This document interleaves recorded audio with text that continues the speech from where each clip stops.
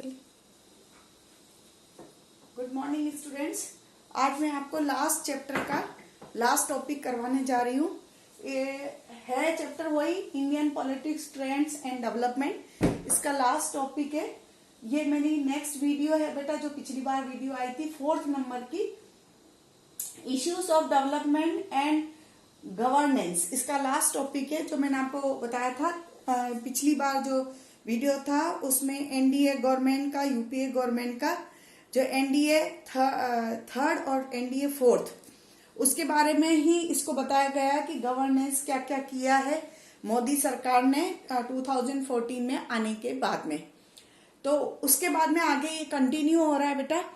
अब इसमें मैं बता रही हूँ कि issues of development and governance का मतलब क्या है कि अब जो सरकारें आ रही है, जैसे कि आपने देखा था 89 या 90 के बाद जो चेंजेस आए, अब जो गवर्नमेंट, जो पॉलिटिकल पार्टीज डेवलपमेंट पर, इकोनॉमिक सिचुएशन को सुधारने पर फोकस्ड रहेंगी और इस तरह की पॉलिसी, प्रोग्राम और स्कीम देगी, वही सरकार आगे कंटिन्यू रह पाएगी। तो इसी आधार पर, क्योंकि मोदी सरकार ने जीत हासिल करी थी 2014 में, तो उसके बाद उसने अपने उसमें कुछ चेंजेस किए थे। वो है इसमें major changes in Indian politics after 2014 is the shift from the caste and religion based politics. जो पहले कास्ट और रिलीजन बेस्ड पॉलिटिक्स थी बीजेपी की, कि उसने अयोध्या को लेकर या रथ यात्रा निकालकर, इसको कहा भी जाता था, कुछ हद तक किया भी था, उस बेस पर वो काम कर रही थी। अब उसने अपना एजेंडा चेंज कर दिया। क्या कर दिया? रिलीजन बेस्ड पॉलिटिक्स और कास्ट बेस्ड पॉलिटिक्स को जो है उसने छोड़कर और डेवलपमेंट एंड गवर्नेंस पे ध्यान दिया है। ठीक है बेटा, इसलिए इसने जो है मोदी सरकार ने इसके ऊपर ध्यान देते हुए इसको बेटा आगे लिया है, इसलिए और चेंज करके डेवलपमेंट पे स्ट्रेस दिया है। नहीं, गवर्नेंस ओरिएंट पॉलिटिक्स, कौन सी? डेवलपमेंट पे। अगर डेवलपमेंट की गवर्नेंस करेंगे तो ही वो सरकार चलेगी। ये मोदी सरकार बहुत अच्छे से समझ चुकी थी। तो उन्होंने जो अपना स्लोगन दिया, एनडीए थर्ड जब बनी थी, उन्होंने अपना गोल भी रखा, सबका साथ सबका विकास, ये इन्होंने दिया था। ठीक है, तो ये इसके लिए सबका साथ और सबका विकास, मतलब साथ तो आपने हमारा दिया है, आगे और भी देंगे। तो हम सबका विकास करेंगे, स्पेशली जो बिलो पॉवर्टी लाइन वाले लोग हैं उनके लिए, और बाकी जो एक्सप्लॉइटेड क्लासेस हैं उनके लिए स्पेशल प्रोग्राम जो है उन्होंने इकोनॉमिक वेलफेयर के लिए और सोशल वेलफेयर के लिए कई स्कीम्स जो थी वो इंट्रोड्यूस की थी। वो कौन कौन सी थी वो मैं इसमें कराऊंगी। सच एज ए प्रधानमंत्री उज्ज्वला योजना, ये लॉन्च की गई है बेटा 2014 के अंदर। उज्ज्वला योजना, इसमें मैं आपको बता दूं कि जैसे ही लॉन्च की गई तो इसमें पेट्रोलियम मिनिस्टर्स, इस्पात के भी रहे हैं साथ में, और अब तो वो प्राकृतिक गैस वगैरह के भी साथ में कंबाइन कर दिए गए। धर्मेंद्र प्रधान जो थे, उनका बहुत बड़ा रोल है। जैसे ही मोदी जी ने डिक्लेरेशन की थी, उसके साथ ही इन्होंने सिलेंडर बंटवाने के लिए, और अभी जो आपका कोरोना का टाइम था उस समय भी इन्होंने काफी अच्छा काम किया है। शायद डेटा इस तरह से हैं कि 13 करोड़ से अब वो उन्होंने 26.500 करोड़ जो है अपना जो गोल जो था, टारगेट जो था, वो अचीव कर लिया है। मतलब वो ये कह रहे थे कि दुगना हमने कर दिया, जितना 60 साल में हुआ था उतना हमने 5 साल के अंदर करके दिखा दिया है। इसमें यह था प्रधानमंत्री उज्ज्वला योजना, जिसमें गैस सिलेंडर जो है डिस्ट्रीब्यूट किए जाते हैं गरीब महिलाओं को। कई जगह आपने इनके देखे भी होंगे, पोस्टर्स भी लगे हुए हैं कि सब्सिडी छोड़ो ताकि गरीब लोगों को हम सिलेंडर दे सके।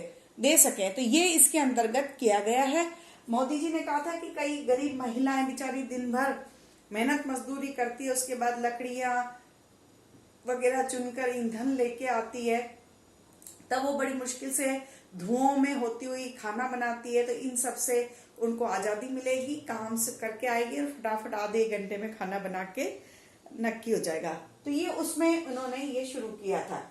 सेकंड है स्वच्छ भारत अभियान। ये बेटा आपको पता है कि भारत में स्वच्छता के लिए जो है हमारे गांधी जी ने बहुत काम किया था, तो उन्हीं की बर्थडे को सेलिब्रेट करते हुए स्वच्छ भारत अभियान 2 अक्टूबर 2014 को, मई में इनकी सरकार बनी है मोदी जी की, और उसके बाद ही इन्होंने स्वच्छ भारत अभियान जो है शुरू कर दिया था। ये बेटा ये कहा था कि 2014 से 2041 तक सभी जो संवैधानिक शहर है उनको सफाई के तहत पूरी तरह से नीट एंड क्लीन कर दिया जाएगा। और इसके अंतर्गत जो ग्रामीण क्षेत्र थे बेटा, उसमें एक निर्मल अभियान जो था, उस निर्मल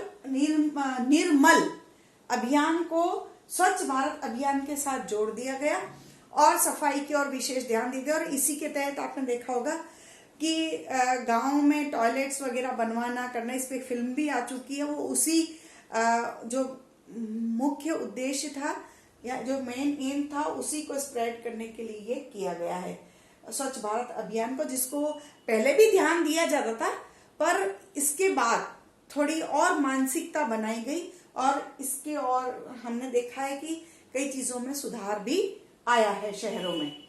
नेक्स्ट है दीनदयाल उपाध्याय ग्राम ज्योति योजना।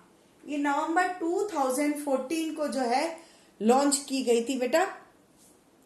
सरकार ने ये कहा था कि 1000 दिनों के भीतर, ठीक है, वो 1 मई 2018 तक 18,452 अधिकृत गांव में विद्युतीकरण का फैसला उन्होंने किया था और कर भी दिया। कई जगह आप सोलर लाइट्स देख रहे हैं, स्ट्रीट लाइट्स में कई गांव में बड़े जगमग कर रहे हैं, तो वो इसी के अंदर जो है ज्योति योजना के तहत ही 2014 को शुरू किया और अब ये काफी हद तक इन्होंने अपने एरिया को कवर भी कर लिया है। उसके बाद बेटा है एक जन धन योजना। 7.5 मिलियन फैमिलीज को कवर किया गया है इसमें, और ये कहा गया है कि ज्यादा से ज्यादा लोगों को जनधन योजना के तहत 7.5 करोड़ है बेटा लोगों को जो है ज्यादा से ज्यादा परिवार के लोगों को कवर किया जाएगा। हालांकि इसको 2 स्टेप्स में करना है।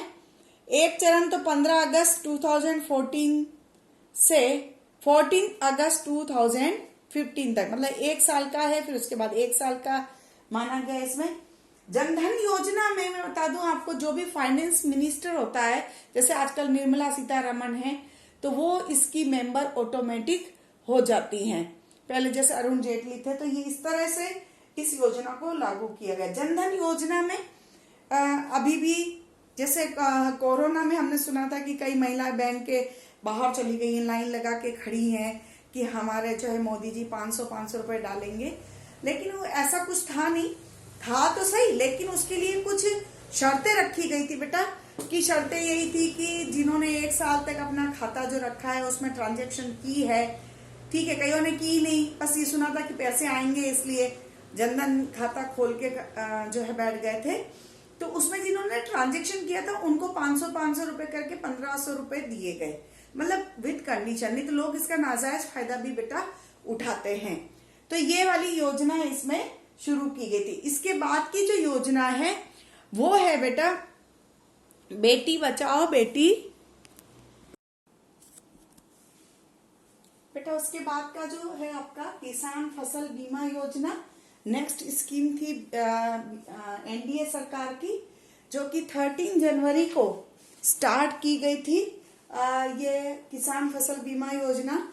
और इसके बारे में मैं बता दूं बेटा आपको कि ये एक्चुअली जो कमर्शियल वाणिज्यिक और जो बागवानी करते हैं उनके लिए ये बीमा करती है। और इसको AIC जो इंश्योरेंस कंपनी है, इंडियन इंश्योरेंस कंपनी, भारतीय कृषि बीमा कंपनी, वो इसको चलाती है।